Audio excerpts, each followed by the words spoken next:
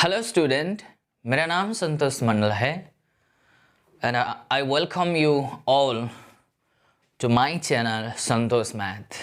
पिछले वीडियोस में हमने काफ़ी सारे एनालिटिक फंक्शन, ये हमारा वेरी इम्पोर्टेंट टॉपिक चल रहा है। ये जो एनालिटिक फंक्शन है वो बहुत बड़ा इम्पोर्टेंट कॉन्सेप्ट है और इम्पोर्टेंट चैप्टर भी है होल कॉम्प्लेक्स एनालिसिस में। मैंने बताया भी, जिसको एनालिटिक फंक्शन का डेफिनेशन नहीं आता है उसको तो कभी कॉम्प्लेक्स एनालिसिस पढ़ ही नहीं पाएगा, वो उसको आएगा भी नहीं। ठीक है, और ये सच्चाई है। ओके, तो मैंने बहुत सारे डिटेल में आपको समझाया और एक थीम को जनरेट करने के लिए मैंने कई सारे प्रॉब्लम्स लिए थे। अगर वो सारे वीडियोस मेरे आपने नहीं देखे हैं, वो सारे वीडियोस आपको देखने के लिए मैं आपको सजेस्ट करूँगा।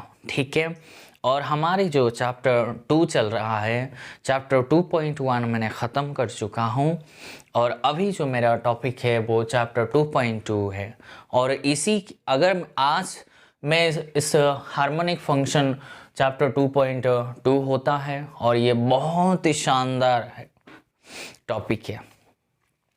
और हार्मोनिक फंक्शन में, एनालिटिक फंक्शन में क्वेश्चन नहीं आएंगे एग्ज़ाम में, ऐसे तो नहीं होगा बच्चों, हमेशा आएंगे भी।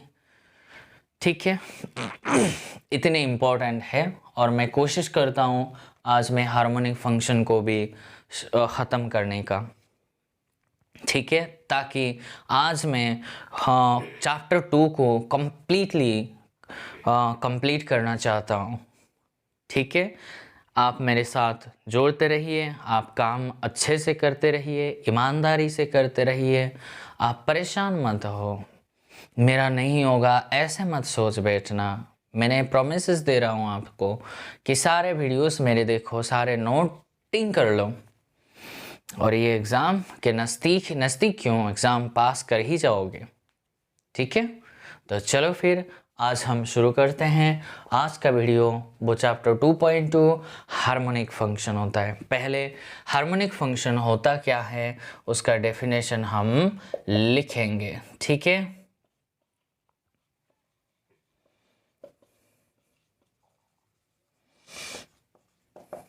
हार्मोनिक फंक्शन का डेफिनेशन ये होता है कि आप लिख लो, मैं आपको समझाने में मेरे टाइम को मैं स्पेंड करूँगा। आप पोस्ट करके सारे डेफिनेशन को लिख लो बच्चों, ध्यान में रहे। डेफिनेशन अगर आप स्किप करोगे ना, आप मेरी सच्चाई कड़वी लगती है, लेकिन जिसने भी डेफिनेशन को स्किप किया वो एंटायर मैथमेटिक्स को ही वो स्किप करके चल रहा है, ये मान लो। ठीक है, डेफिनेशन के बिना, रिजल्ट्स के बिना, कॉन्सेप्ट के बिना आप एनालिसिस, मैं बोल रहा हूँ एनालिसिस, वो तो पढ़ ही नहीं सकते हो। ठीक है, चलो फिर हार्मोनिक फंक्शन का डेफिनेशन लिख लो। ए रियल फंक्शन, देखो क्या मैंने लिखा, real.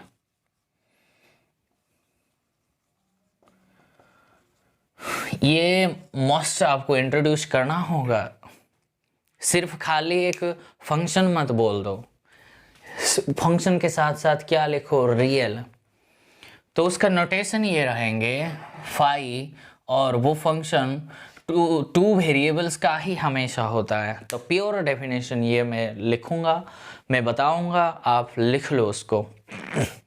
A real function phi of two variables x and y is called a harmonic function, is called harmonic if, पहली बात, if it satisfy the Laplace equation, Laplace equation। दूसरी बात, the second order partial derivatives of, चलो sorry मेरा गला थोड़ा ख़राब हो रहा था तो इसलिए मैंने थोड़ा ब्रेक ली। तो real function phi of two variables x and y is called harmonic function if, पहली बात, it satisfy the Laplace equation. Laplace equation क्या होता है, दैट इज करके लिखो, of curly square phi by curly x square plus curly square phi by curly y square का value 0 आना चाहिए। और कहीं कहीं ऑथर उसको ऐसे भी लिख देते हैं, फाई इज इक्वल्स टू 0। ये भी नोटेशन है, इसको मैं तो उल्टा डेल्टा में पढ़ता हूँ, उसका एक्चुअली बैकवर्ड डेल्टा में उसका नोटेशन चलता है, लेकिन प्योर नोटेशन इसका कहीं कहीं किसी ने क्या यूज़ करते हैं वो स्टैंडर्ड नहीं है, इसलिए आप इसका नोटेशन को आप बैकवर्ड डिफरेंस कहो या फिर उल्टा डेल्टा बोलो, है ना, रिवर्स डेल्टा बोलो, जो भी आपका मन जो करता है वही नोटेशन, खाली तो नोटेशन है। तो ये होता है भैया, ये जो फाई एक फंक्शन रियल फंक्शन होता है, किस किस किस फाई एक दो फंक्शन का, दो वेरिएबल का फंक्शन है एक्स वाई का, ठीक है। तो फाई को सेकेंड टाइम पार्शियल डेरिवेटिव्स कर लो विद रेस्पेक्ट टू एक्स से, और उस फाई फंक्शन को विद रेस्पेक्ट टू वाई से 2 बार डिफरेंशिएट पार्शियली करना है, और उसका सम अगर 0 आ रहा है ना, तो ये जो फाई फंक्शन है ना, ये phi function Laplace equation satisfy हो गई, ठीक है।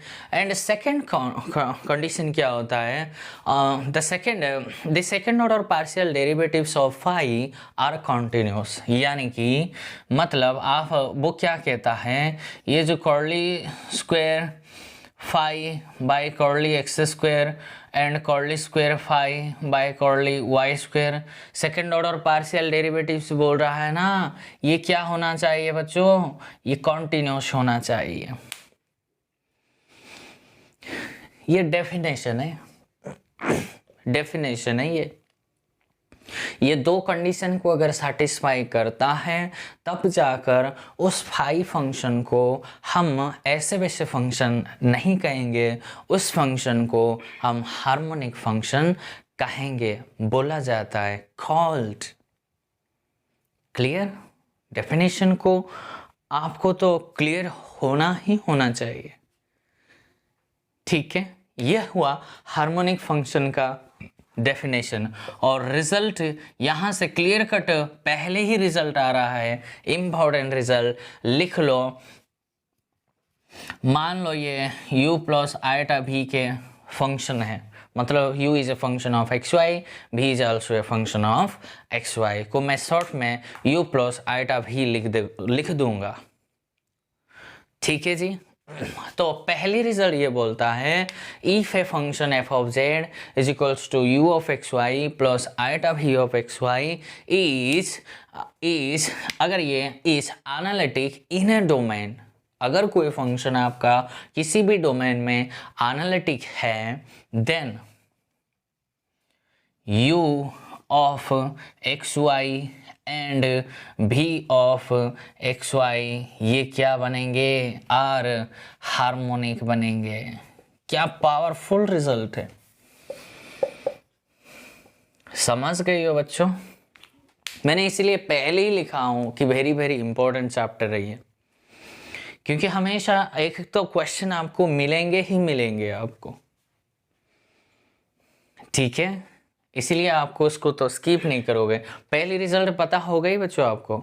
पहले रिजल्ट का स्टेटमेंट ये है, if f complex function f of z is equal to u of x y plus iota v of x y is analytic in a domain बोलो, या फिर डिफरेंशिएबल इन ए डोमेन बोलो, क्योंकि analytic और differentiable equal same thing कब होता है, जब वो फंक्शन डोमेन में आप काम कर रहे हो।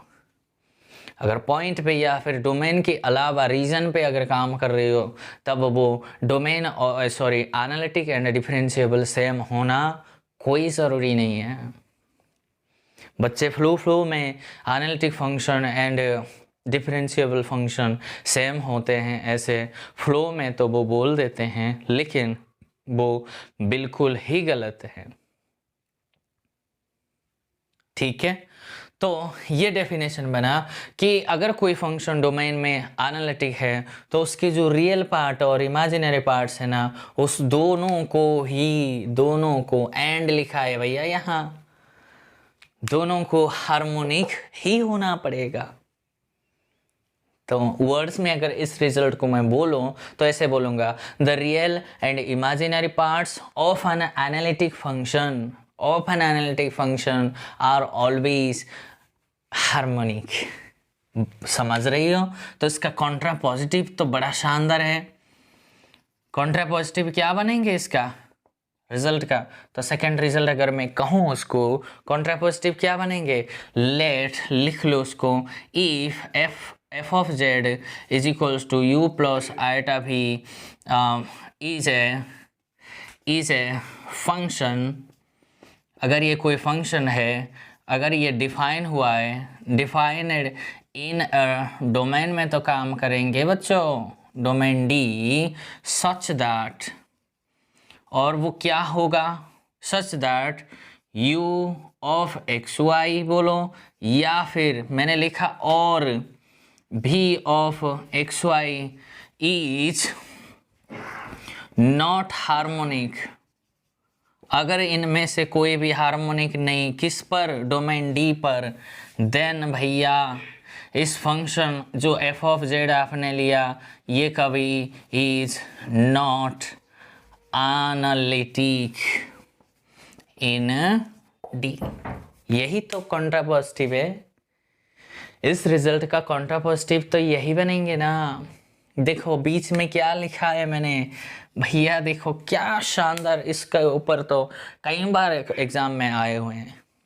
तो ये बोलता है अगर आपके पास ऐसे कोई कॉम्प्लेक्स फंक्शन है और वो कॉम्प्लेक्स फंक्शन अगर रियल पार्ट आपने देखा, रियल पार्ट अगर हार्मोनिक नहीं है, या फिर इमेजिनरी पार्ट्स अगर हार्मोनिक नहीं है, या फिर दोनों भी तो हो सकते हैं,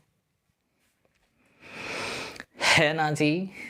लॉजिक के क्लास में इतने टाइम खर्च करने का पीछे मेरा थीम क्या है, आप वो थीम को समझ पा रही हो मेरे ख्याल से, धीरे धीरे समझ पा रही हो क्यों सर ने लॉजिक की क्लास इतने टाइम लिया, प्रूफ से सारे कर दिया, क्यों?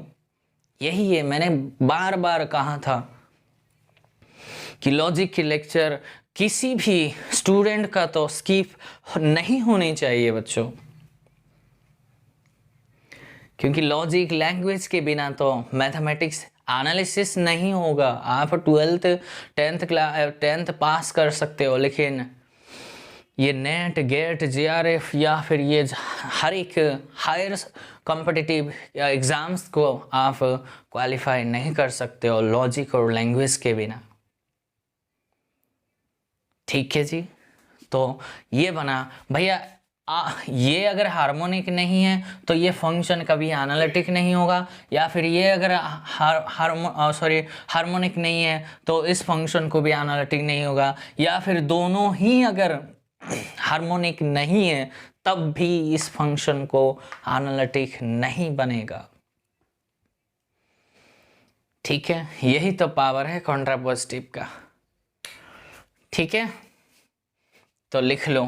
थर्ड रिजल्ट जाने से पहले एक डेफिनेशन हम पढ़ लेंगे, वो होता है हार्मोनिक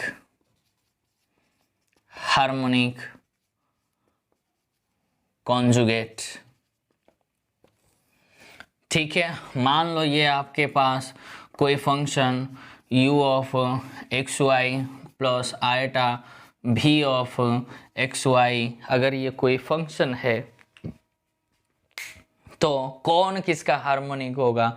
हमेशा आपके पास अगर ऐसे लिखावट ऐसे अगर दिखाई मिले तो इस पार्ट को, जो इमेजिनरी पार्ट होते हैं ना बच्चों, वो ही इस पार्ट का हार्मोनिक कॉन्जुगेट होगा। ये हार्मोनिक कॉन्जुगेट इसीलिए पहले ही नोटिंग किया जाता है कि हार्मोनिक कॉन्जुगेट जब पढ़ते हो आप ना, वो जो सिमेट्रिक प्रॉपर्टी नहीं बनेगी। सिमेट्रिक मतलब ये अगर हार्मोनिक कॉन्जुगेट इसका है तो ये भी इसका हार्मोनिक कॉन्जुगेट होना ऐसे नहीं है। दिस इज द माने कितने माने sharp contrast of in the real parts. Real part में कॉम्प्लेक्स एनालिसिस में ऐसा रियल एनालिसिस जब पढ़ेंगे ना, वो तो ये हार्मोनिक कॉन्जुगेट रिवर्स में ट्रू होता है, लेकिन कॉम्प्लेक्स में ये ऐसा बिल्कुल भी नहीं है। ठीक है, तो हार्मोनिक कॉन्जुगेट का डेफिनेशन आप एक बार लिख लो। वो डेफिनेशन क्या कहता है भैया, हार्मोनिक कॉन्जुगेट होने के लिए इस दोनों को तो हार्मोनिक होना पड़ेगा, पहली बात है ना बच्चों। तो लिख लो, suppose the real function u of x Y and v of x Y are harmonic in a domain D। पहली कंडीशन, ये दोनों को हार्मोनिक होना ही पड़ेगा, ये लेके चलना पड़ेगा। अगर सर कैसे देखूंगा, यही है हार्मोनिक होने के लिए बस ये तो दो ही चेक करना पड़ता है आपको, किसी भी फंक्शन को। समझ रही हो, बड़ा ध्यान से सीखना होता है बच्चों। ठीक है, तो let's suppose that real parts and imaginary parts of any complex function are harmonic in a domain D। अगर ऐसा है देन डेफिनेशन ये कहता है, then v of x y is called a harmonic conjugate of u of x y in a domain D if ये analytic होना चाहिए। किस पर? डोमेन D पर। If f of z is analytic in D। बात समझ रही हो बच्चों? ये हार्मोनिक कॉन्जुगेट का डेफिनेशन है, और यहाँ से ही हमेशा आपको क्वेश्चन एक ज़रूर मिलेंगे, कई बार क्वेश्चन में आया हुआ। आज मेरे ये लेक्चर हार्मोनिक फंक्शन में चलेंगे, और जो अगली मेरे वीडियोस आएंगे चैप्टर 2 और चैप्टर 1 में, नेट में, गेट में, जाम में, यूपीएससी में जो क्वेश्चन आया हुआ है ना, वो मेरे नेक्स्ट वीडियोस में मैं वो सारे क्वेश्चन का आंसर्स आपको दे दूँगा। ठीक है, हर एक क्वेश्चन में आपको करवा दूंगा। एक ऐसे भी क्वेश्चन नेट का, गेट का, जेआरएफ का, जाम का, एनबीएस का, कोई भी एग्ज़ाम्स का जो आया हुआ है एग्ज़ाम में जो क्वेश्चन, वो कभी भी आपको मैं स्किप नहीं करवाऊंगा, ताकि आपको कॉन्फिडेंस मिले कि सर हाँ पढ़ाते तो अच्छे हैं लेकिन करवाते भी है ना। नहीं तो कई बच्चे तो कहते हैं सर आप नेट के गेट के क्वेश्चन क्यों नहीं करते हो। पहले अगर मैं कर बैठता ना, ये थीम यही तो सारे जनरेट्स होते हैं, या इसका यूज़ करके तो वो सारे प्रॉब्लम्स में करवाऊंगा, आपको अच्छे लगने लगेंगे। ठीक है, चलो हार्मोनिक कॉन्जुगेट डेफिनेशन आपको पता हो गई, वो आप लिख लो, और मैं अभी कुछ थीम्स में आपको जनरेट करूंगा, और हार्मोनिक कॉन्जुगेट कैसे फाइंड आउट करते हैं वो मैं आपको सिखाऊंगा। ठीक है, चलते हैं। तो पहली ही मेरा क्वेश्चन क्या रहेंगे, हाउ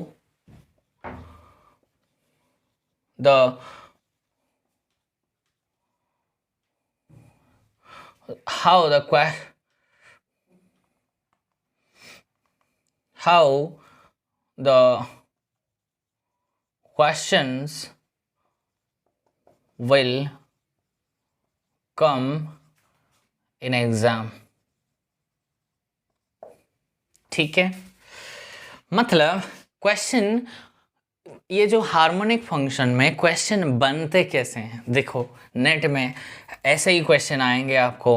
मतलब आपको ऐसे एक दिया होगा f of z is equals to u of x y plus, यहाँ कुछ आपको ऐसे मार्क्स दिया होगा, या फिर ये पहले क्वेश्चन का टाइप है, दूसरी ये टाइप 1 है, टाइप 2 में ऐसे आ सकते हैं कि f of z is equals to, find out करो ये, plus iota v of x y. मैं आपको समझाऊंगा, पहले मैं लिखूंगा सारे चीज़, या फिर डैश करके u of x y plus iota v of x y. ठीक है, यहाँ आप रिमार्क लिख लो, या फिर नोट करके बड़ा ही शानदार से मैंने बताया आपको, मैं एक भी चीज़ को स्किप नहीं करूँगा, क्योंकि मैं हेल्प्स करने के लिए मैंने डेडिकेट किया है अपने टाइम को, अपने ज़िंदगी को। ठीक है, मैं आपको ऐसे झूठ बात बोल के आपको मेरे चैनल को सब्सक्राइब करो ऐसे मैं नहीं बोलूँगा। मैं CSI अर्नेट का अच्छे से काम करूँगा बच्चों। आप मेरे साथ है ना? तो कमेंट करके बताओ, अगर है तो यस सर, बस इतना लिख दो और कुछ मत लिखो, ठीक है। चलो, नोटिंग ये कहता है, मतलब क्वेश्चन कैसे एग्ज़ाम में आते हैं यहाँ से, तो भैया वो पूछेगा कि भैया ये जो है ना फंक्शन, आप मुझे ऐसे v(x, y) फाइंड आउट कर लो।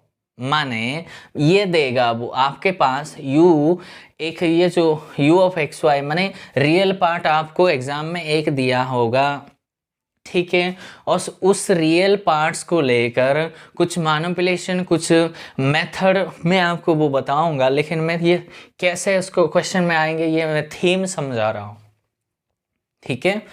तो एक आपको रियल पार्ट दे देगा एक बार और पूछेगा, और फंक्शन दे देगा आपके पास, और उसका ऐसे एनालिटिक फंक्शन देखो, ऐसे ही एनालिटिक फंक्शन मुझे निकाल के ले आओ। अगर मैं आपको रियल पार्ट दे दूंगा तो आप मुझे उसका इमेजिनरी पार्ट्स लेकर आओ। ऐसे क्वेश्चन बनेंगे। सर क्यों एनालिटिक फंक्शन ही लेना पड़ेगा? क्योंकि हार्मोनिक कॉन्जुगेट के लिए भैया पहली बात तो वो फंक्शन हार्मोनिक होना है, और कोई भी फंक्शन अगर हार्मोनिक होना है तो डेफिनेट थ्योरम हमने पढ़ के आए थे, वो फंक्शन एनालिटिक है अगर है तो ये इस रियल पार्ट और इमेजिनरी पार्ट्स को वो हार्मोनिक होगा। अगर ये हार्मोनिक ही नहीं होगा तो एनालिटिक फंक्शन कैसे बनेंगे? उसका कॉन्ट्रापॉजिटिव भी मैंने रिजल्ट में बताया, यही तो पावर है, ठीक है। तो ये बोलता है मुझे एक find such an analytic function. Analytic function देखो बच्चों, मैंने आपको बताना मैंने भूल गया हूँ क्या, मतलब ये जो एनालिटिक फंक्शन है ना, एनालिटिक फंक्शन का जो दूसरा नाम होता है एनालिटिक बोलो या फिर रेगुलर फंक्शन बोलो, रेगुलर फंक्शन बोलो या फिर होलोमॉर्फिक फंक्शन बोलो, होलोमॉर्फिक,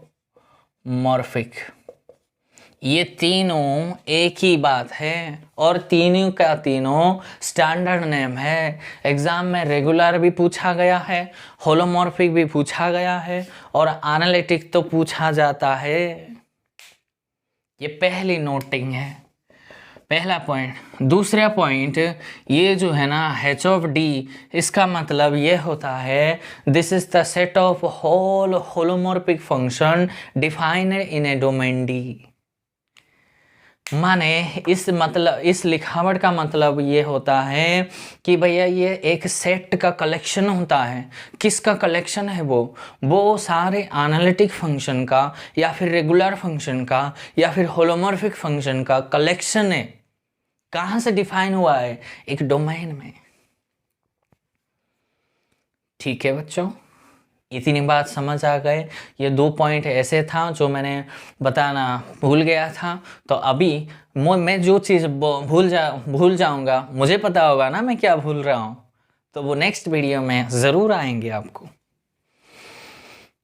ठीक है। चलते हैं।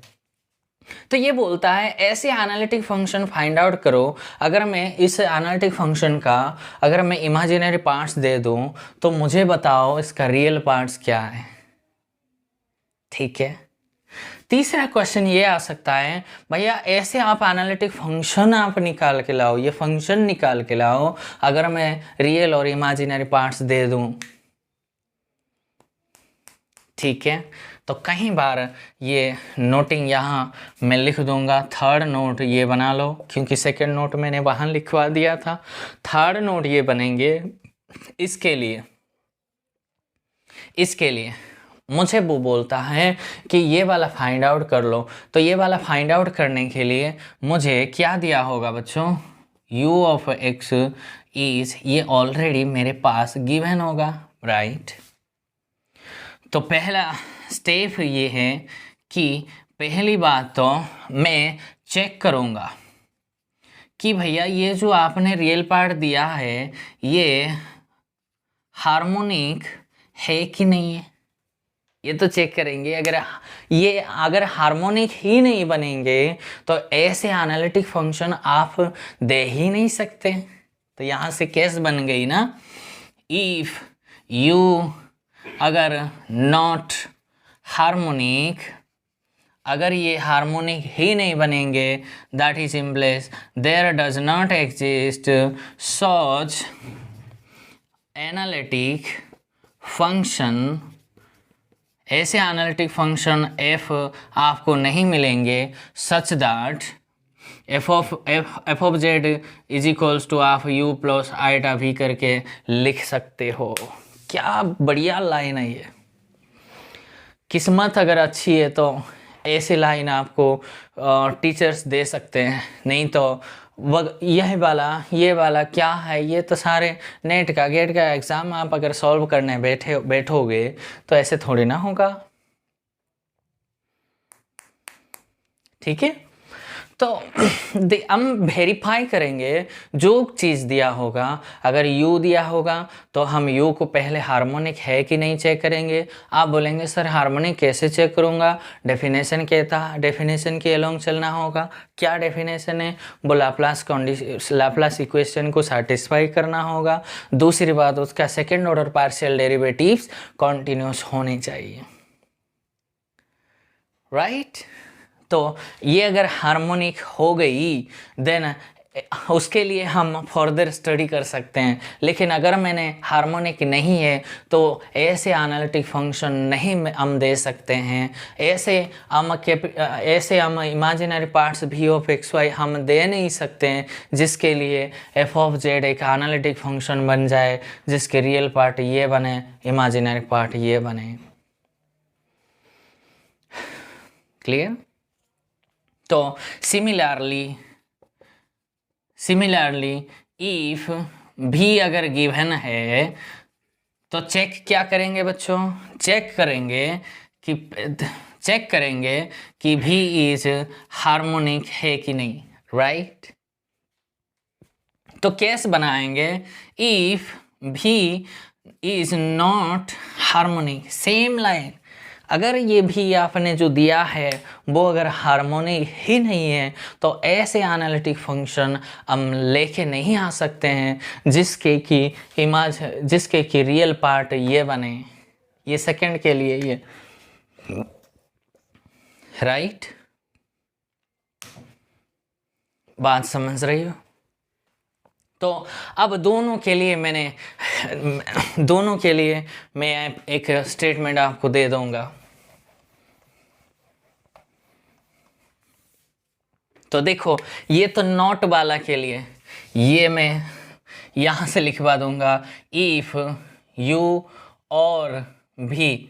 देखो अगर मैंने दोनों के लिए मैं लिखवा दूंगा, चलो फिर एक ही के लिए मैं काम करूंगा। If u that means real part of u, अगर real part of this function अगर हार्मोनिक हो गई, if this is harmonic then we have two method. संसार में आज तक ये दो ही मेथड बना है। पहली मेथड का नाम है और दूसरी मेथड का नाम है, ये एक होता है एग्जैक्ट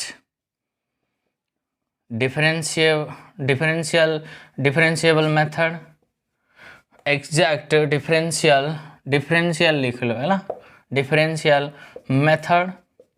दूसरी होता है मिलनेस थॉम्सन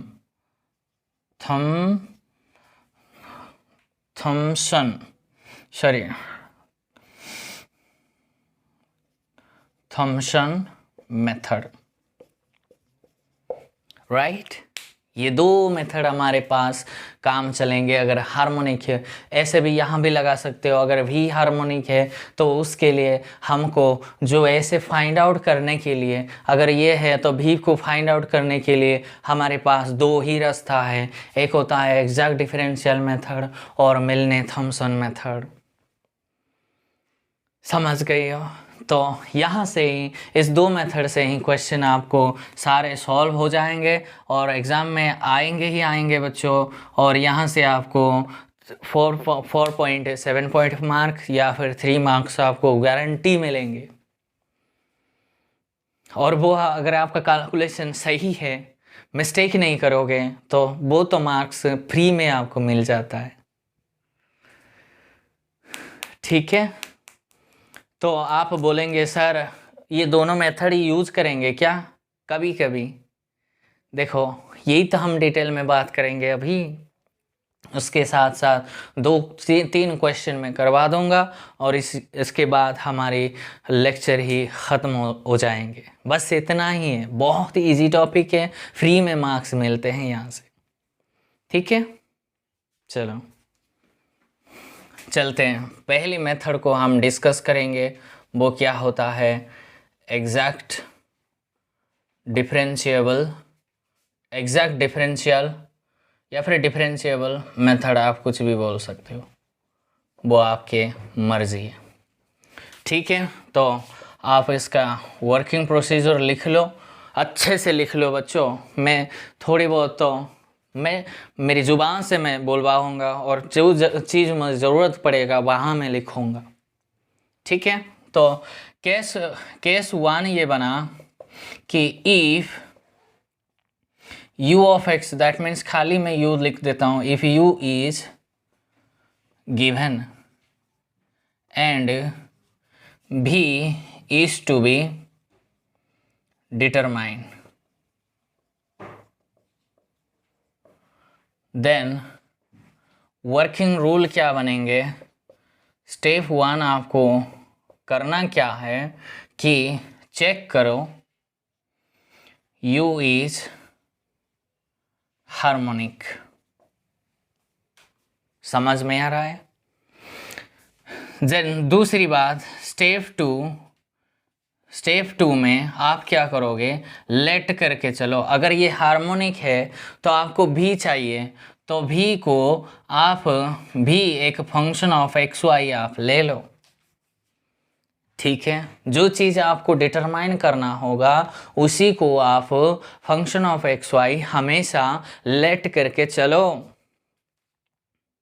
समझ में आ गया? तो स्टेप 3 में क्या करोगे, स्टेप 3 में ये करो कि टोटल डेरिवेटिव कर दो इसको जो लेके चले हो। तो टोटल डेरिवेटिव कैसे हम फाइंड आउट करते हैं, हम जानते हैं कि curly v by curly x into D x plus curly v by curly y into D Y, यही तो उसका टोटल डेरिवेटिव बनेंगे, राइट। तो टोटल डेरिवेटिव बनने के बाद देखो आपके सामने आपको परमिशन मिल गई होगी, आपको थीम समझ आया होगा। हमारे पास CR इक्वेशन का यूज़ कर सकते हैं ना, यहाँ से CR इक्वेशन यूज कर दो। CR इक्वेशन क्या होगा, curly v by curly x आपके पास minus curly u by curly y होता है into D x, plus curly v by curly y क्या होता है, curly u by curly x into D Y, यही आपको मिल जाएंगे। समझ गई हो? और ये जो है ना, ये जो इक्वेशन 1 होता है ना, दिस इक्वेशन 1 इज ऑलवेज, ये हमेशा एग्जैक्ट डिफरेंशियल इक्वेशन बनेंगे। और हम ऑर्डिनरी डिफरेंशियल इक्वेशन में जब पढ़ेंगे, मैंने तो अभी पढ़ाया नहीं, लेकिन आप इतने भी तो अनपढ़ नहीं हो कि एग्जैक्ट किसी भी डिफरेंशियल इक्वेशन एग्जैक्ट अगर है तो उसके एक सॉल्यूशन मिलता है ना। समझ गई हो? तो वो रिजल्ट लिख लो कि अगर if differential equation, if first order differential equation M d x plus N d y is equals to 0 is exact differential equation, if and only if क्या बनेंगे, if and only if curly M by curly y is equals to curly N by curly x आपके पास equal आएंगे। यही तो theorem था, और इस थ्योरम का यूज करके एक पैरामीटर सॉल्यूशन हमको मिल जाता था। तो ये एक हमारे पास ये हमेशा एक एग्जैक्ट डिफरेंशियल हो गई, तो एग्जैक्ट डिफरेंशियल हो गई तो उसका सॉल्यूशन क्या बनेंगे, देयरफॉर सॉल्यूशन करेंगे तो इंटीग्रेशन कर देंगे तो v इज इक्वल्स टू, इसका सॉल्यूशन कैसे लिखते हैं, इंटीग्रेशन किसका, कैपिटल M dx का, सॉरी एम डी वाई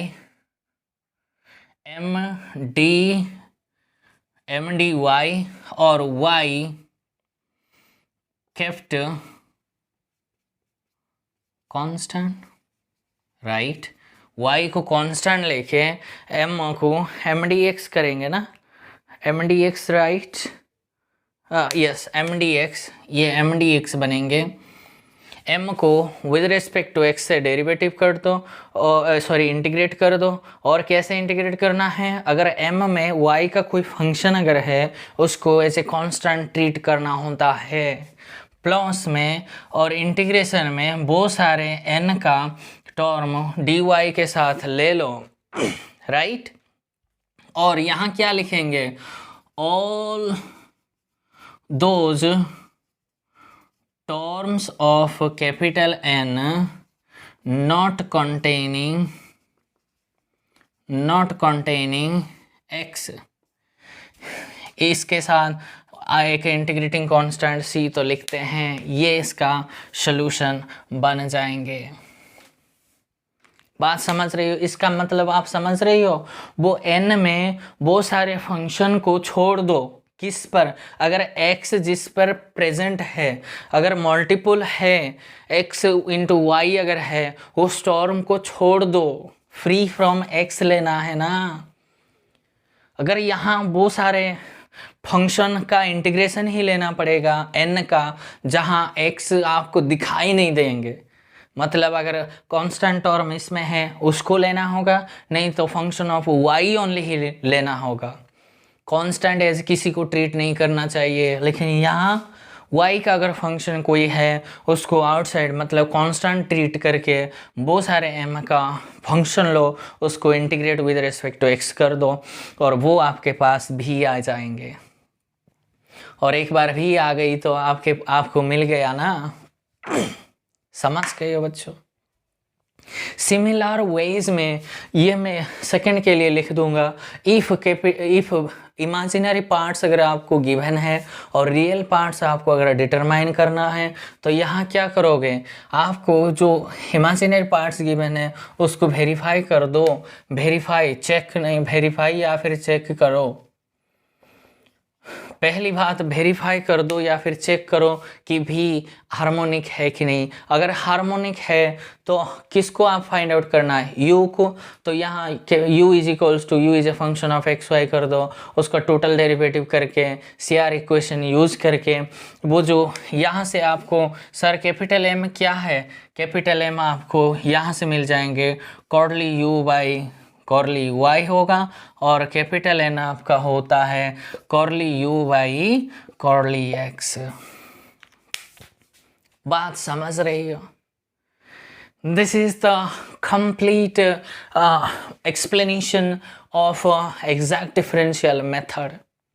अगर आपके पास ये दो जर्नी है, मेरे गुरुजी ने ऐसे मुझे बताया था एक ग्राफिकल करके, ये मान लो ये मेन है, आपके पास ये u ऑफ एक्स वाई यहाँ है और यहाँ ऐसे हैं, यहाँ आपके पास v of x y function है, यहाँ आपके पास f ऑफ z है। तो मेरे गुरुजी ने कहा अगर आपको u गिवन है और v अगर आपको फाइंड आउट करना है तो आप इस रास्ते पे चले जाओ, और अगर आपको u दिया होगा या फिर b दिया होगा। अगर u दिया होगा तो इस रास्ते को अप्लाई कर लो, m m, एंड अगर भी दिया है और यू फाइंड आउट करना है तो ऐसे इसको ऐसे रिवर्स भी कर सकते हो। और भी अगर दिया है, एफ अगर चाहिए तो ये वाला यहाँ भी mm लिखेंगे। माने ये जो मैंने ग्राफिकल बनाया ना, इसका ये ऐसे वैसे ग्राफिकल मत समझ बैठना, ये आपको दिमाग में सेट हो जाएंगे। बात समझ रहे हो? मतलब मैं आपको कंप्लीट स्ट्रेटजी दे दूंगा। मतलब आपको अगर u ऑफ x गिवन है, भी अगर उसका इमेजिनरी पार्ट्स अगर आपको फाइंड आउट करना है तो आप em मतलब एग्जैक्ट मेथड ही, एग्जैक्ट डिफरेंशिएबल मेथड पे काम कर लो, जल्दी आप पहुंच जाओगे। अगर सर आप बोलोगे सर मिलने थॉमसन अगर मैं लगाऊं, क्या मैं v of x y find out नहीं कर पाऊंगा? कर पाओगे, लेकिन यहाँ पहले आप f of z find out करोगे और एफ ऑफ जेड को u of x y plus iota v of x y लिखोगे। उसके बाद आप यहाँ इतने रास्ते दौड़ के जाना पड़ता है ना, तो सीधे अगर आपको v ऑफ एक्स चाहिए तो आप एग्जैक्ट मेथड पे चलो। अगर v ऑफ एक्स गिवन है, u ऑफ एक्स आपको फाइंड आउट करना है, तब भी एग्जैक्ट मेथड पे चलो। लेकिन आपको अगर u ऑफ एक्स गिवन है, u of x y given है, तो अगर आपको f ऑफ जेड चाहिए तो मिलने थॉमसन पे चले जाओ। और आपको अगर v of x y given है, f ऑफ जेड चाहिए, तब भी मिलने थॉमसन पे चलो। This is the complete elaboration. ठीक है, तो सर वो मिलने थॉमसन मेथड क्या है, मैं उसको सिखाऊंगा, लेकिन इसके अकॉर्डिंगली मैं एक क्वेश्चन आपको मैं करवाऊंगा। उसके बाद हम मिलने थॉमसन पे चलते हैं मिलने के लिए। ओके, चलते हैं। मैंने आपके सामने एक क्वेश्चन लिख दिया। एक क्वेश्चन में मैं 3 चीज़ें आपको सिखाऊंगा और ऐसे ही क्वेश्चन आएंगे। इनमें से एक क्वेश्चन आएंगे, या फिर वो पूछेगा ये हार्मोनिक है कि नहीं प्रूफ करो, ऐसे आपको पूछ सकता है। या फिर वो पूछ सकता है ऐसे u दिया होगा या फिर v दिया होगा और उसके लिए एक harmonic conjugate function find out करो, ऐसे भी बोल सकता है। सेकंड क्वेश्चन, थर्ड क्वेश्चन ऐसे भी आ सकता है, वो ऐसे एनालिटिक फंक्शन मुझे फाइंड आउट कर लो अगर मैं u दे दूँ तो। ठीक है, ठीक है जी, चलें आगे। तो कंप्लीटली मैं एक क्वेश्चन अगर मैं करवा दूंगा, इसीलिए मेरी स्टाइल है ये। तो एक क्वेश्चन में आपको सारे चीज यहाँ कंप्लीट पैकेट में आपको मिल जाएंगे, है ना। बाई 1 गेट 1 तो हमको सबको पसंद है, ये बाई 1 गेट 2। ठीक है, तो सोल्यूशन मैं एक एक क्वेश्चन को डिटेल में काम करूंगा ताकि आपको हर एक क्वेश्चन को ऐसे ही अप्रोच से आप करोगे, ऐसे ही सेम अप्रोच, और इधर उधर का कोई चक्कर नहीं है।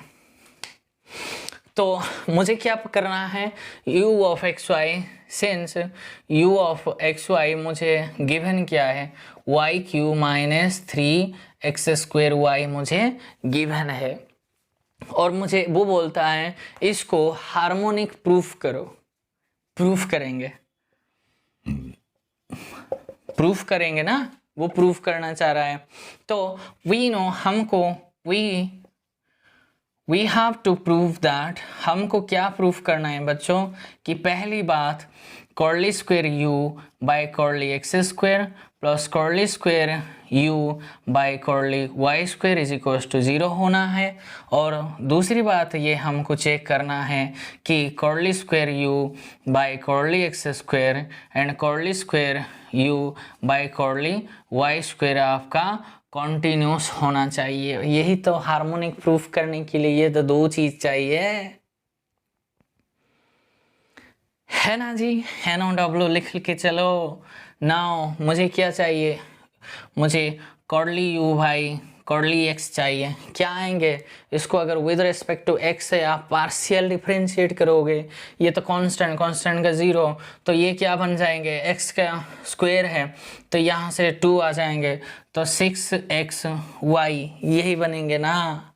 और मुझे क्या चाहिए, curly square u by curly x square चाहिए। तो और एक बार अगर मैं with respect to x partial derivative कर लो तो ये क्या बनेंगे, 6y बनेंगे।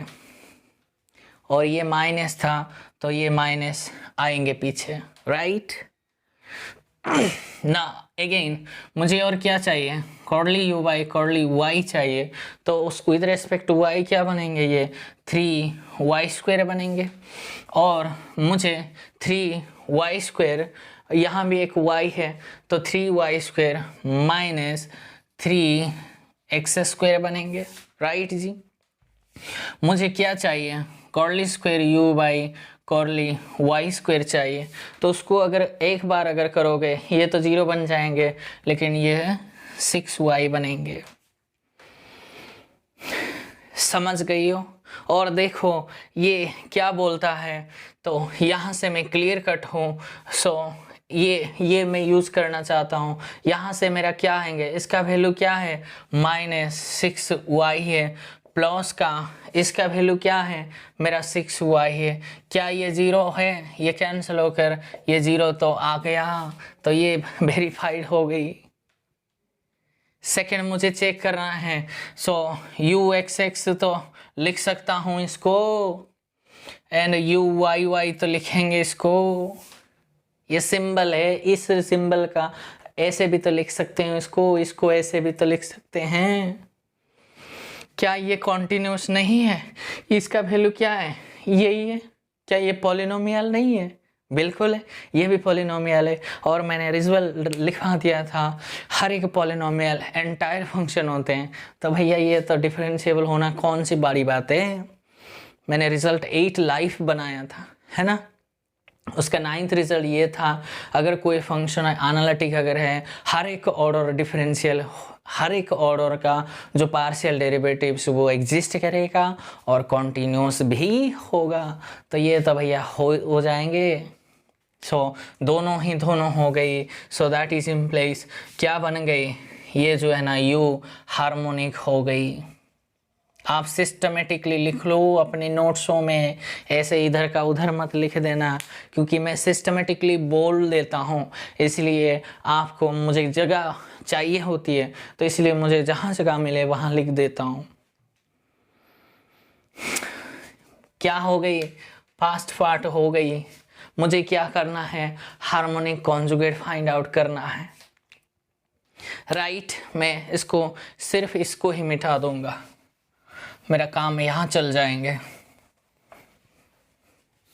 ठीक है बच्चों, इसमें कोई प्रॉब्लम है, इतने अच्छे से करने के बाद भी अगर प्रॉब्लम आते हैं तो आप लॉजिक में लैकिंग कर रही हो। हार्मोनिक कॉन्जुगेट चाहिए, मुझे दिया क्या है u, और u दिया है तो मुझे v फाइंड आउट करना है। v कैसे फाइंड आउट करूँगा, और ये हार्मोनिक है ऑलरेडी हो चुका है, तो मैं v को लेट करके चलूँगा ना, v is a function of x y करके। और अभी मैंने बता के आया था कैसे इसका फॉर्मेट आते हैं, तो मुझे बताओ ये इसका टोटल डेरिवेटिव करेंगे तो क्या आ रहा था, मेरे पास वो आ रहा था, एक बार कर दो, dv is equals to curly v by curly x into D x plus curly v by curly y into D y. अभी CR इक्वेशन लगा देंगे तो minus curly u by curly y बनेंगे ये इंटू डी एक्स प्लस का curly u by curly x into D y बनेंगे, यही तो बनेंगे। तो कैपिटल M आपके पास ये बना minus curly u by curly y, that is कितना है, cordially u by curly y कहाँ है, यही है, cordially y by cordially u by curly y ये है। उसका नेगेटिव करेंगे तो माइनस का ये बना कि -3y स्क्वायर माइनस माइनस ये प्लस बन जाएंगे, ये 3x स्क्वायर, ये रहा आपके कैपिटल M, और कैपिटल N क्या होता है, ये वाला part curly you by curly x होता है। कहाँ है ये curly x by curly you by curly x, ये होता है। इसका वैल्यू कितना है, -6 का x इंटू वाई है, राइट। और मुझे बताओ अब v के लिए क्या फॉर्मूला था, भैया इंटीग्रेशन कर दो y को कांस्टेंट मान के, किसको, कैपिटल M को, किसकी रिस्पेक्ट में, विद रिस्पेक्ट टू x में, प्लस में इंटीग्रेशन टर्म, वो सारे टर्म लेना है, नॉट प्रेजेंट, वो फ्री फ्रॉम x ऐसे लिख दो, टर्म फ्री फ्रॉम x से फ्री टर्म n का लेना है, उसको विद रिस्पेक्ट टू y से इंटीग्रेट करके c ऐड कर देना है, वैल्यू रख दो। और इंटीग्रेशन m क्या है, यही है, और किस, ये इसका वैल्यू लिख दो, -3y² प्लस 3x² को किससे करोगे, dx से, राइट। प्लस का अब ये n वो सारे टर्म लेना है, फ्री x नहीं दिखना चाहिए, n क्या है, n का वैल्यू ये है, लेकिन x दिखाई दे रहा है, तो भैया उस टर्म को छोड़ दो, भैया एक ही टर्म था उसको ही नहीं लेना है, तो भैया integration 0 into D Y plus C तो करूँगा। बात समझ में आ रहा है बच्चों, मैं इसको यहाँ लिख दूँगा क्योंकि नीचे थोड़ा मुझे प्रॉब्लम होगा, ठीक है। मैं इस तरफ लिख देता हूँ, इसका इंटीग्रेशन करना आता है ना, v इज इक्वल्स टू, इसका इंटीग्रेशन सेपरेट कर दो, -3y² कांस्टेंट है, तो ये dy ही बन जाए, सॉरी dx ही बन जाएंगे, और इसका इंटीग्रेशन प्लस 3 कांस्टेंट है तो x² dx बनेंगे, प्लस का c बनेंगे, राइट बच्चों। अब ये क्या बना, -3y², कांस्टेंट 1 का डेरिवेटिव x होता है, तो ये x बनेंगे, प्लस ये 3 टाइम्स ये x² का x³ बनेंगे, प्लस का c बना, और ये देखो इससे कैंसिल हो गई, तो फाइनल आंसर क्या आ गया v का, फाइनल आंसर ये आ गई कि भैया x³ - 3xy² प्लस c होता है, ये v का वैल्यू मुझे मिल गया। तो देखो हार्मोनिक कॉन्जुगेट का वैल्यू मुझे मिल गया, समझ रही हो। और मुझे थर्ड इस पर जाना है, ऐसे एनालिटिक फंक्शन फाइंड आउट करना है, राइट। ओके जी, तो मैं इसको मिटा दूंगा अभी, तो देखो मैं कैसे करूंगा। तो मुझे एनालिटिक फंक्शन चाहिए, तो मुझे क्या चाहिए, f(z) is equals to u plus iota v तो चाहिए। तो u का वैल्यू दिया हुआ था, क्या है ये भैया, y³ - 3x² y दिया था, प्लस आइटा टाइम v का वैल्यू क्या है, v का वैल्यू अभी आया कि x³ - 3xy² होता है, प्लस में c होता है, यही है वो एनालिटिक फंक्शन। क्या ये एनालिटिक फंक्शन है? और अगर इन टर्म्स ऑफ z चाहिए होती है तो आप क्या लेके चलोगे, x को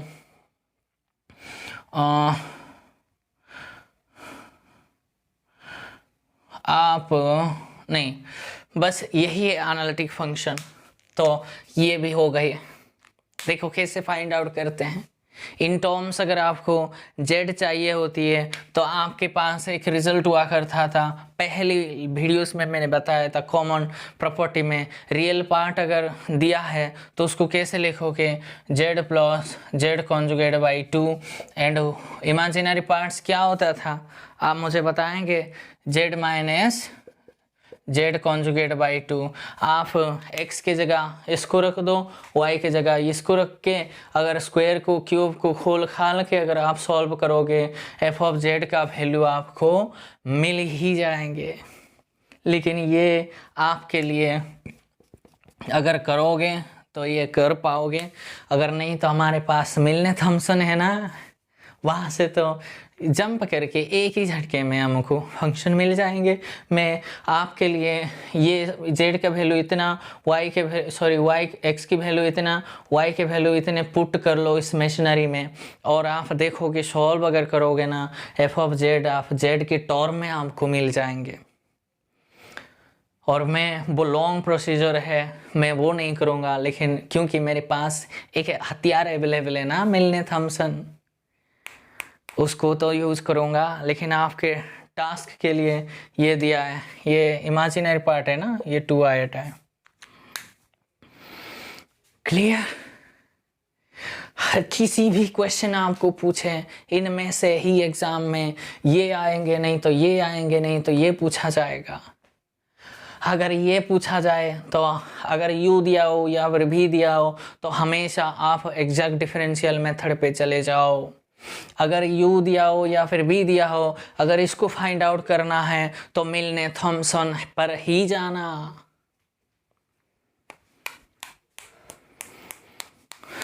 ओके चलो सेकंड मेथड चलें, मिलने थॉमसन मेथड पे। ये मिलने थॉमसन ये m है,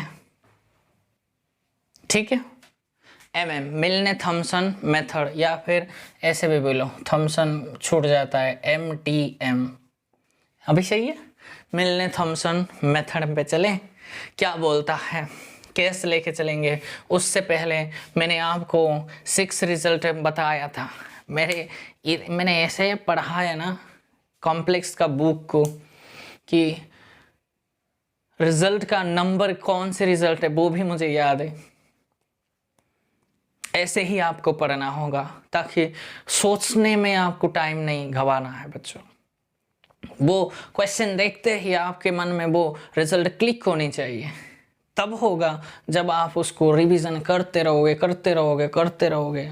once writing is equals to 100 times reading, मेरे गुरुजी का डायलॉग था, ठीक है।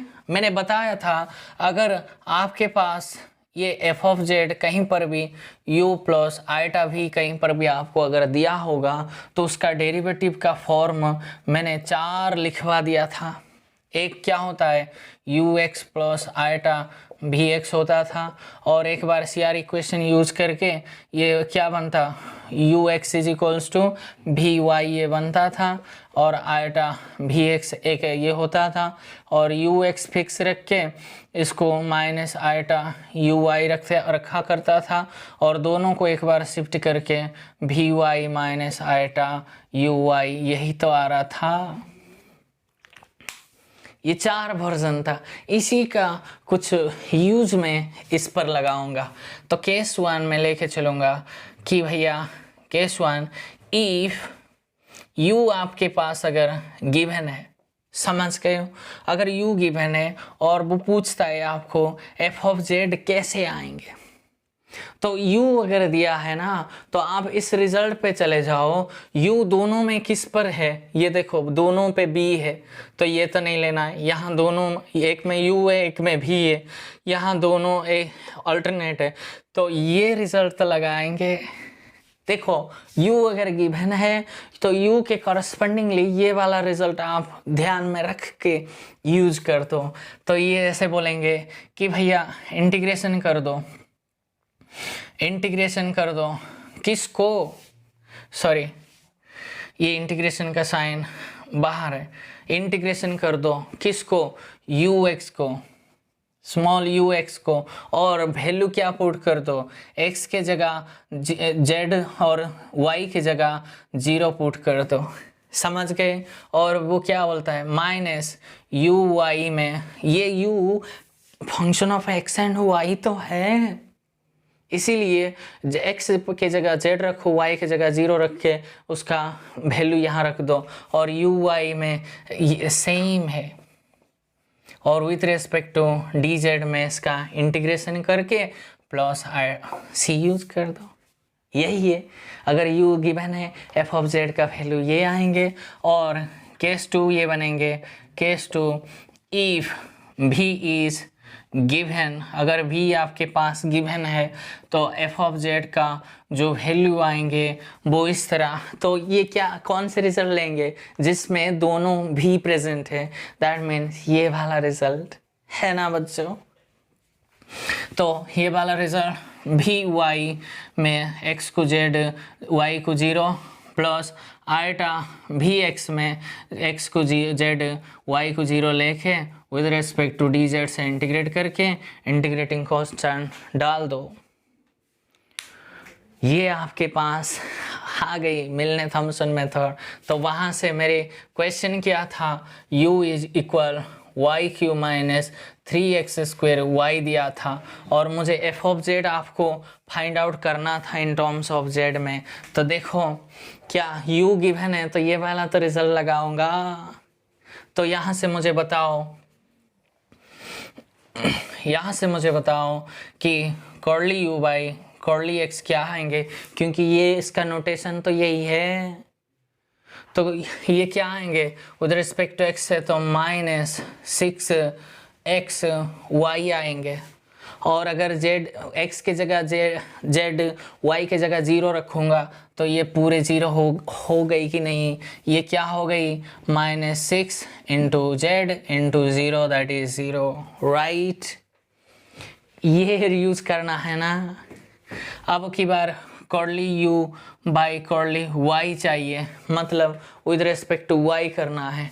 इसको विद रेस्पेक्ट टू y करोगे तो ये बनेगा 3y² बनेंगे, माइनस का ये क्या बनेंगे बच्चों 3x² बनेंगे, और वो कहता है x के जगह 0 रखो, x के जगह z रखो, y के जगह 0 रख के आंसर निकालो। तो ये क्या बनेंगे 0 माइनस 3z², ये बनाना।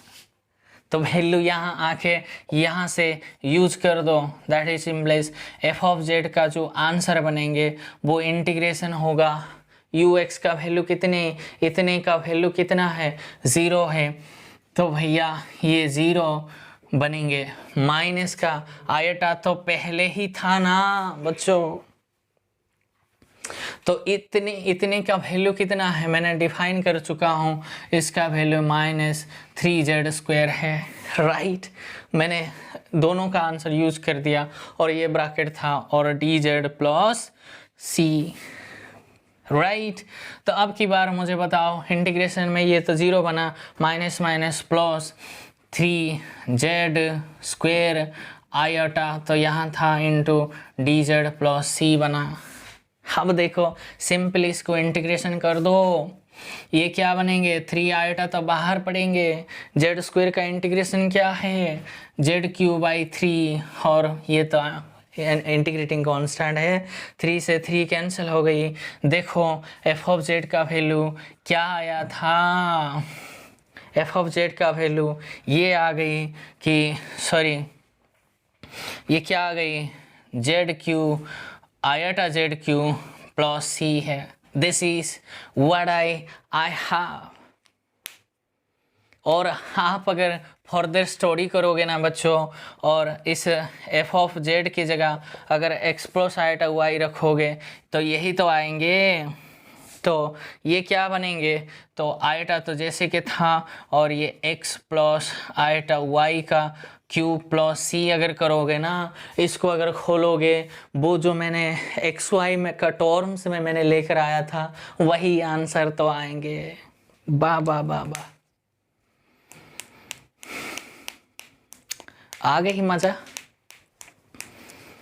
यही ये ब्यूटी है, ये ऐसे पढ़ाया जाता है सिस्टमेटिकली, एक चीज को भी नहीं स्किप करके, ठीक है।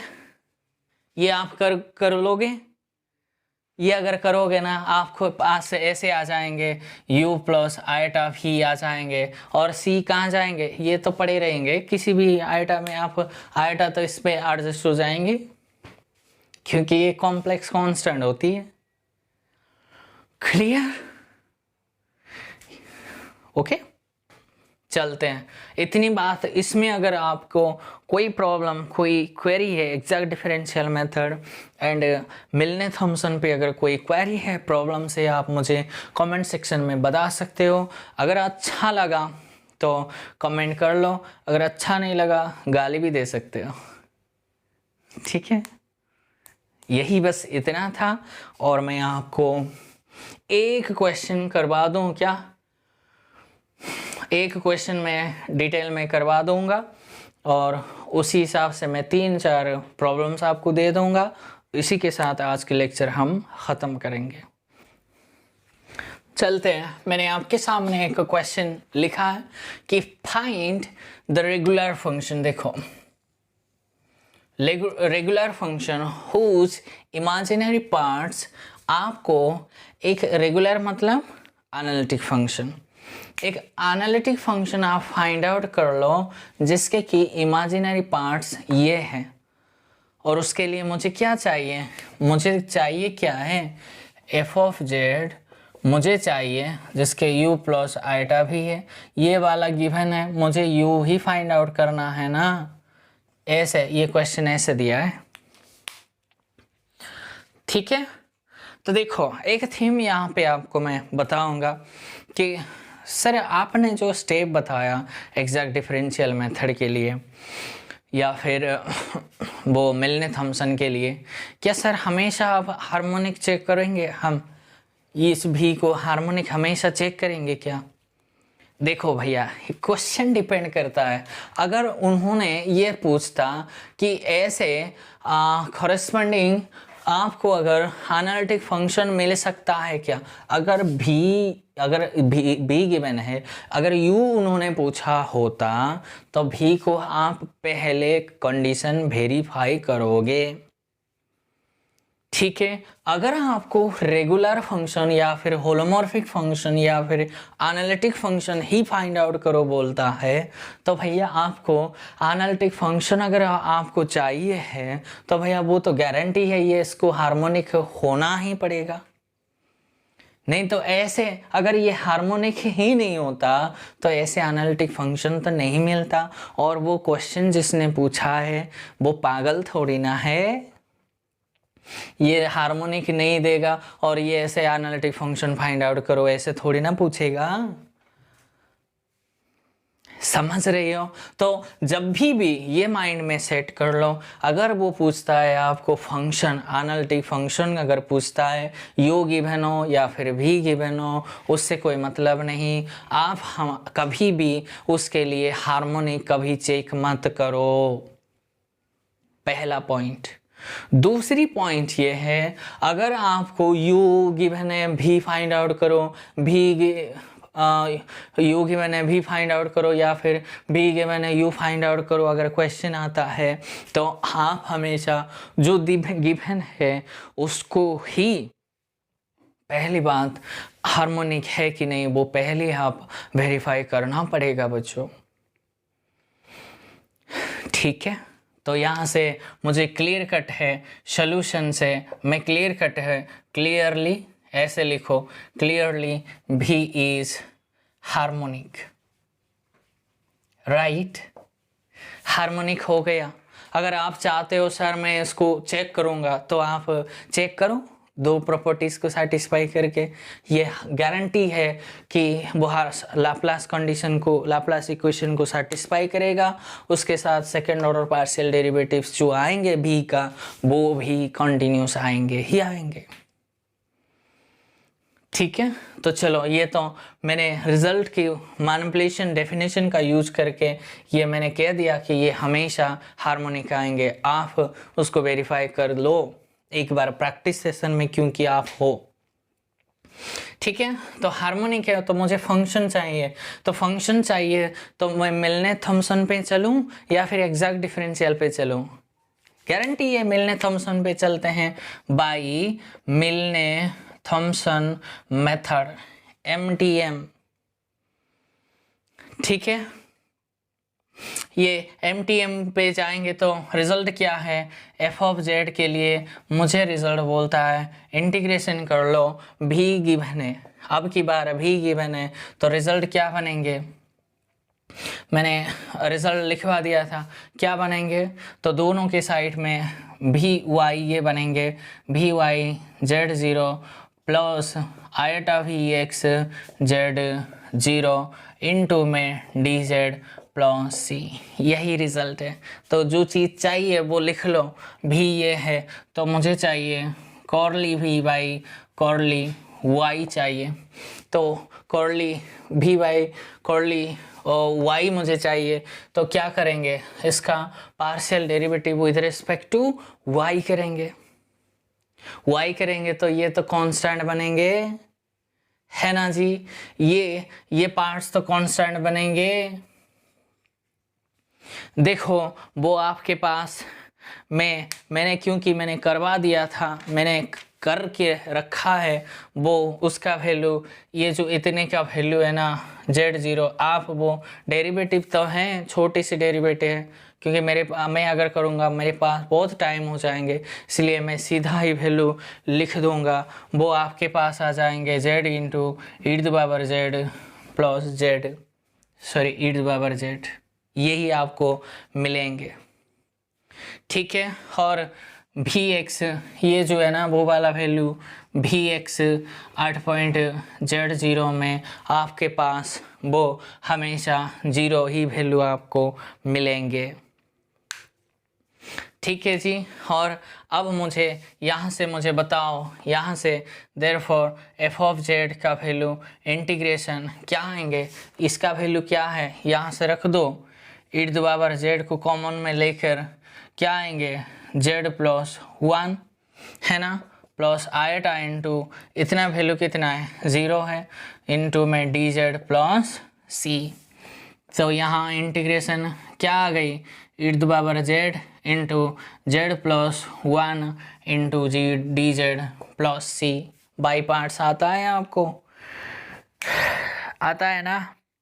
इंटीग्रेशन सॉल्व करेंगे, इसका क्या आएंगे, आप इंटीग्रेशन सॉल्व कर लो, इसको पूरे को फर्स्ट फंक्शन ले लो, इसको सेकंड फंक्शन ले लो, तो इंटीग्रेशन क्या आएंगे, first function yes into integration of second right, minus integration का डेरिवेटिव ऑफ फर्स्ट, इसका डेरिवेटिव क्या है 1 इंटू इंटीग्रेशन ऑफ सेकेंड क्या आएंगे e⁻z इंटू dz प्लस सी ही आएंगे ना, समझ रही हो। अब ये z प्लस 1 तो बाहर था, इसका इंटीग्रेशन e⁻z ही, और अब की बार e⁻z का इंटीग्रेशन फिर से e⁻z ही आएंगे प्लस सी, राइट। यहाँ से इसको खोल दो, z into e⁻z plus e⁻z minus e⁻z plus C. अब देखो ये e⁻e⁻ कैंसिल हो गई, तो आपके पास final answer z into e⁻z plus C, यही आपके पास फाइनल आंसर आएंगे। क्लियर।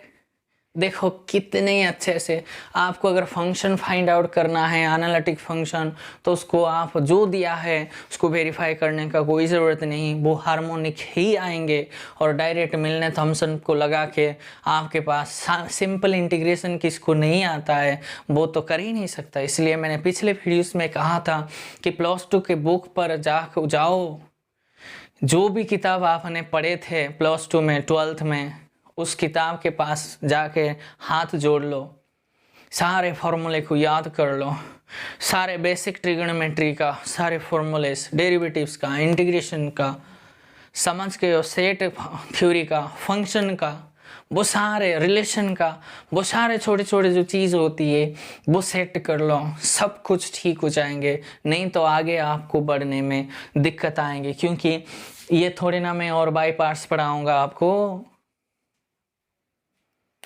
आप ग्रेजुएट और एमएससी पास आउट स्टूडेंट्स हो, एमफिल भी पास आउट हो चुके हो, नेट गेट का तैयारी कर रही हो भैया, मजाक नहीं कर रही हो।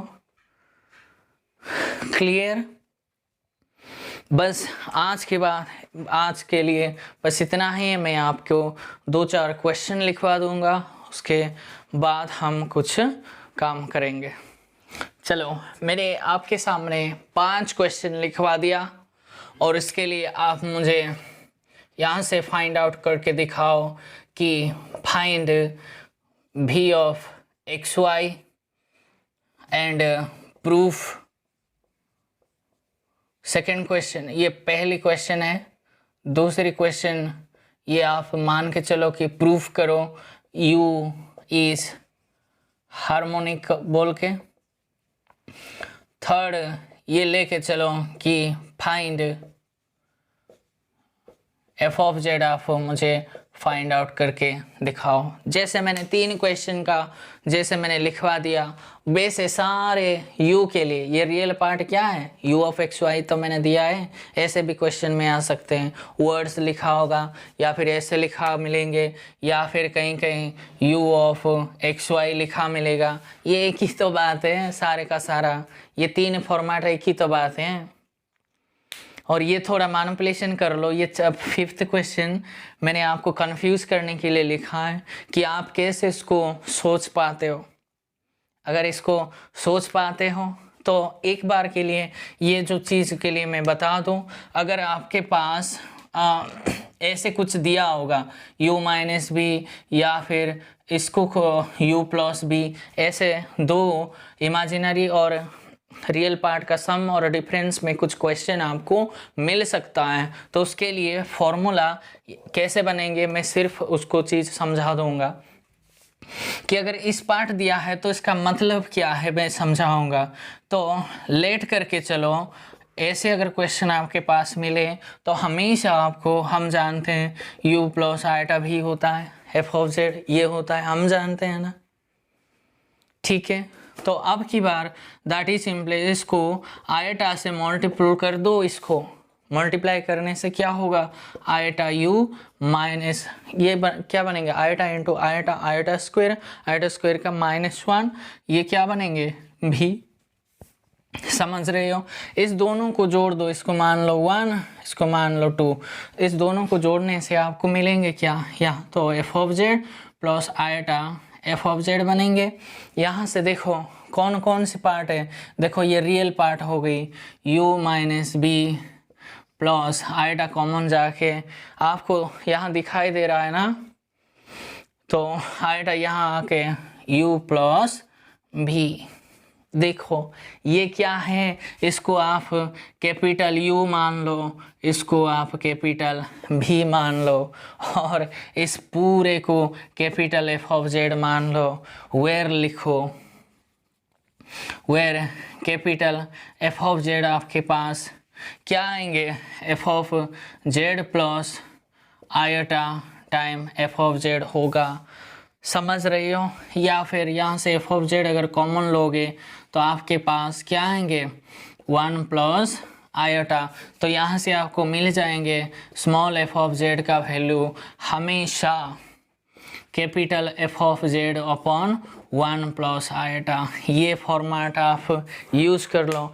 देखो तो अब की बार ये क्या है, ये तो रियल पार्ट ही दिया है, राइट बच्चों।